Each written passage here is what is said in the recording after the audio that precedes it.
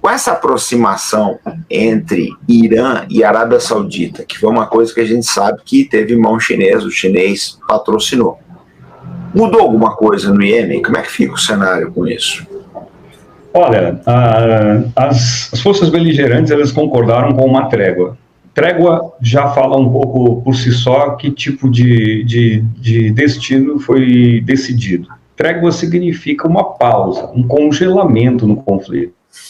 Não é necessariamente o fim. Muitas pessoas já estavam vendo estradas cortarem o Iêmen diretamente para o Irã, juntamente com a Arábia Saudita, e uma prosperidade enorme entre os países. Não é bem assim que as coisas estão acontecendo. Essa semana mesmo teve um revés político ali. A Arábia Saudita novamente estende a mão para os seus aliados que financiaram e ajudaram aí e colocaram um pouco de gelo nessa questão que estava caminhando para uma normalidade a olhos vistos. O Lineker, na outra live sobre a Síria, aqui do canal, ele colocou este ponto falando muito bem que ele não via com bons olhos essa normalização da situação, né? Porque em prática ela não vai acontecer.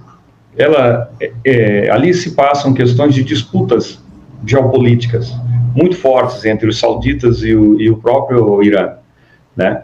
Então é muito complicado dizer que alguém vai abrir mão ali dessa situação, né? O próprio empenho saudita na guerra do Iêmen foi muito grande. Ele mobilizou todas as suas forças militares e as forças de diversos países para esse conflito, né? E ele lidera, a Arábia Saudita lidera esse posicionamento. As questões comerciais entre China, Irã e Arábia Saudita, elas vão caminhar. Elas vão caminhar de uma maneira muito bem conduzida, né, pela diplomacia chinesa ultimamente, eles têm tomado a frente.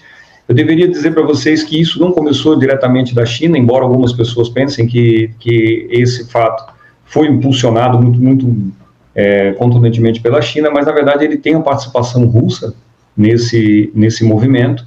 Essa foi uma decisão tomada em conjunto, basicamente entre Rússia e China, né, e a Rússia também tem interesses nessa possível aliança. Entretanto, é muito difícil dizer que vai se haver um consenso de paz entre as duas nações eternamente. Dá para se dizer que vai haver muitas melhorias, especialmente na questão comercial entre esses países, ao compartilhamento de recursos naturais aí através da exploração de empresas de um país para o outro e tal, mas isso dificilmente vai deixar de existir essas rusgas entre as nações, entre as duas nações.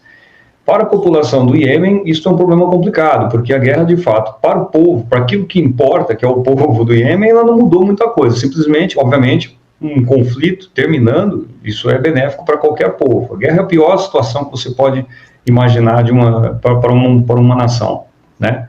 E o Iêmen teve nessa guerra, está nesta guerra até agora, ela não acabou oficialmente, não há declaração de fim do conflito, há simplesmente um congelamento do conflito. E há um entendimento das duas partes mais interessadas aí, que são estrangeiras, não é necessariamente a parte que interessa ao Iêmen, de que esse conflito ele pode se acomodar, né? Ao mesmo tempo, há interesses de que ele não cesse, né? Então, sempre vai haver essa medição de forças ali naquela região. Então, para o povo iemita, basicamente, pode-se dizer que a coisa não melhorou assim tão grande coisa, né?